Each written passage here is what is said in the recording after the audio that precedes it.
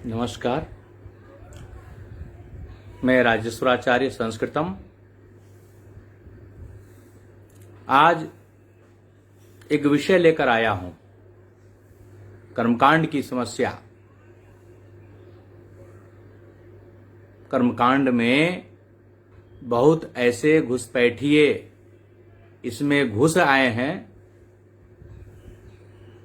जिनको दूर दूर तक जो है संबंध नहीं है, संस्कृत के विषय न पढ़े हैं, न मध्यमा किए हैं, न शास्त्री किए हैं, न आचार्य किए हैं,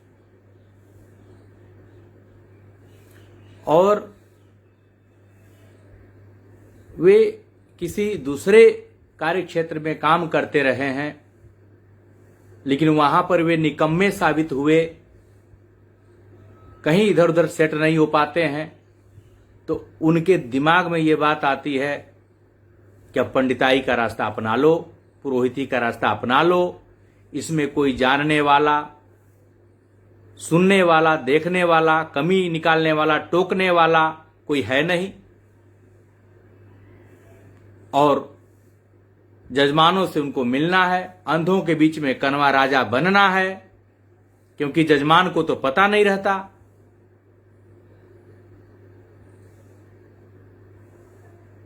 और उन जजमानों के साथ जो ये व्यवहार करते हैं, केवल धन कमाने के लिए नंबर 2 का काम करते हैं, लूटते हैं जजमानों को और बदनाम करते हैं कर्मकांड के क्षेत्र को।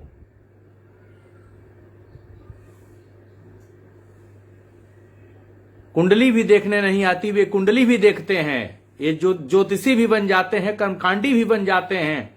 टीका चंदन लगा लिया, चोटियां रख लिया, लाल पीला वस्त्र पहन लिया, बन गया बाबा।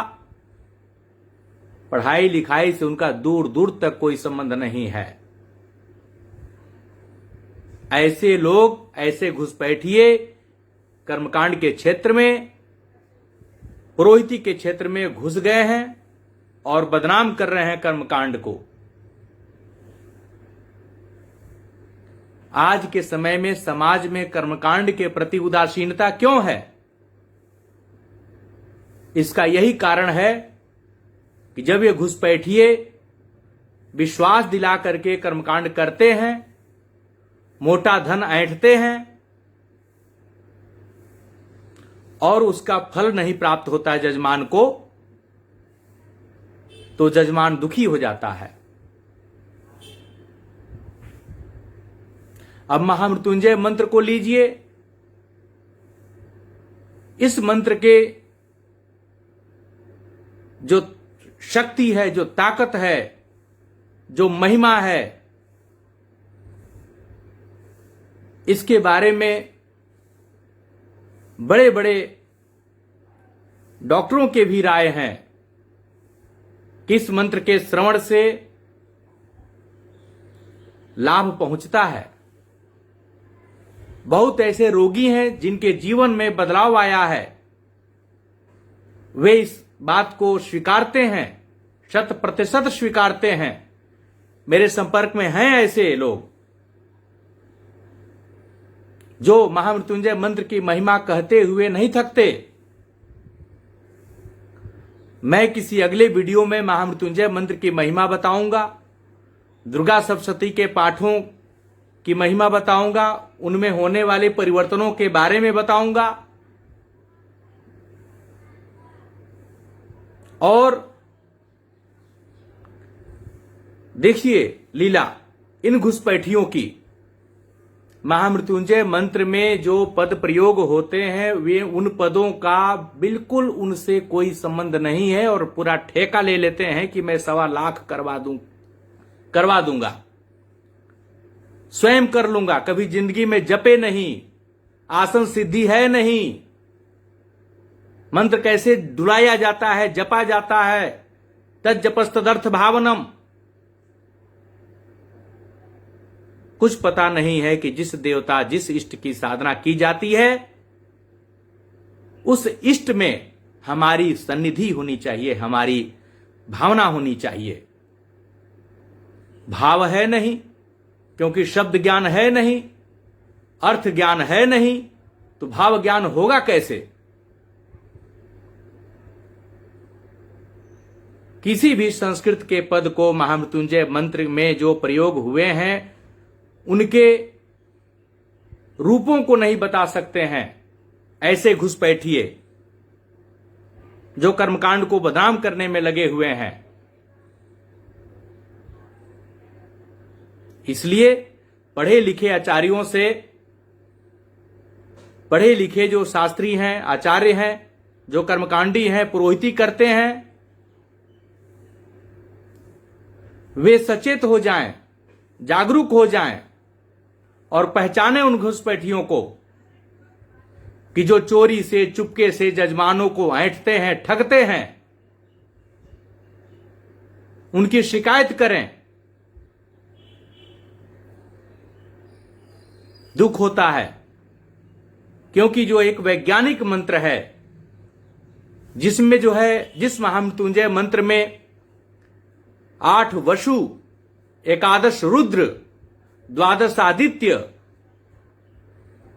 देखिए जोड़िए, 8 वसु, 11 रुद्र, 19 हुए, 12 आदित्य 31 हुए, और इंद्र और प्रजापति ये 33 हुए। कई जगहों पर 2 अश्विनी कुमारों का नाम लिया जाता है।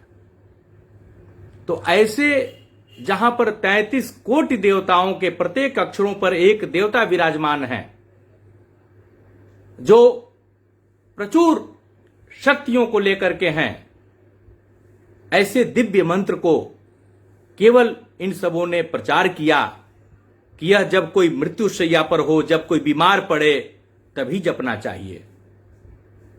केवल यह रोग का ही प्रचार करके यहीं तक सीमित कर दिया, जबकि जो जो कामनाएं की जाएं, उन कामनाओं की पूर्ति इस महामृत्युंजय मंत्र से प्राप्त होती है। धन वैभव विस्तार करना हो, ज्ञान का विस्तार करना हो,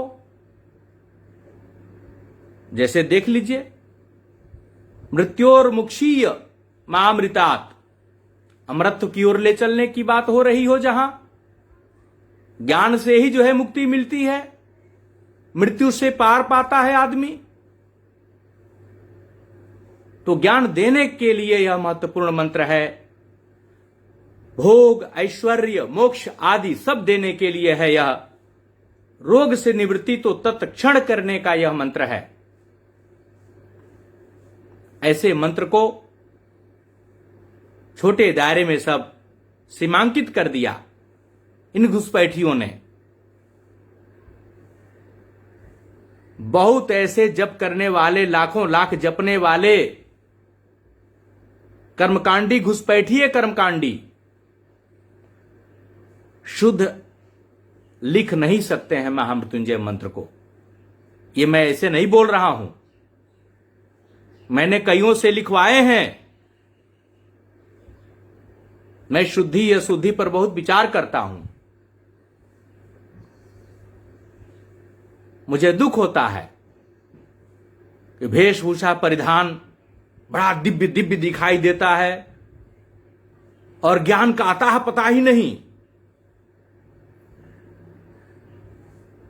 सारे कर्म कर करके अब पुरोहिती, पंडिताई, कर्मकांड यही बच गया था। अब इसी में सब प्रवेश कर गए हैं और ये बहुत वर्षों से प्रवेश कर गए हैं। यह जो हम देख रहे हैं, कई वर्षों से देख रहे हैं, लेकिन कभी कहने का अवसर नहीं आया। आज मन भाव विचार बना, सो कहा। जब तक पद का ज्ञान नहीं होगा, तब तक उसमें सन्निधि नहीं होगी। चाहे आप कोई भी मंत्र जपिए, और चाहे दुर्गा सप्तशती का पाठ करिए, और चाहे कोई भी स्तोत्र पाठ करिए, उनमें पदों का ज्ञान होना चाहिए और पदों के ज्ञान के लिए व्याकरण का विषय होना चाहिए। विधि विधानों के लिए, कर्मकांड की जो विधियां हैं, उसका सही ज्ञान होना चाहिए। पंचांग पूजन कैसे करें, वेदी कैसे बनाएं, इन विषयों पर सही जानकारी होनी चाहिए। और योग्य आचार्य पंडित जब कोई भी अनुष्ठान करते हैं, कोई भी पूजा पाठ का विधान करते हैं, तो उसका फल अवश्य प्राप्त होता है, निसंदेह प्राप्त होता है। ठीक है, आज इतना ही। मैं आगे दुर्गा सप्तशती आदि के बारे में कुछ और बताने के लिए आऊंगा, महात्म्य बताने आऊंगा, विधि विधानों को बताने आऊंगा। जिनको कुछ शंका है, कोई जिज्ञासा है, कुछ सीखना चाहते हैं, देखिए सीखने की कोई उम्र नहीं होती। यदि कोई घुसपैठिया आ भी गया है तो उसको भी गुरु की शरणागति लेकर के कुछ वर्षों तक अध्ययन करना चाहिए, ताकि उसे सही ज्ञान हो जाए तो इस मार्ग में रह सकता है। पर बिना जाने वह जजवानी कर रहा है तो पहले पाप का भागी होता है। इसलिए उसे सावधान होना चाहिए, पढ़ने की, जानने की जिज्ञासा होनी चाहिए। ठीक है, जय सिया राम, नमो नारायण।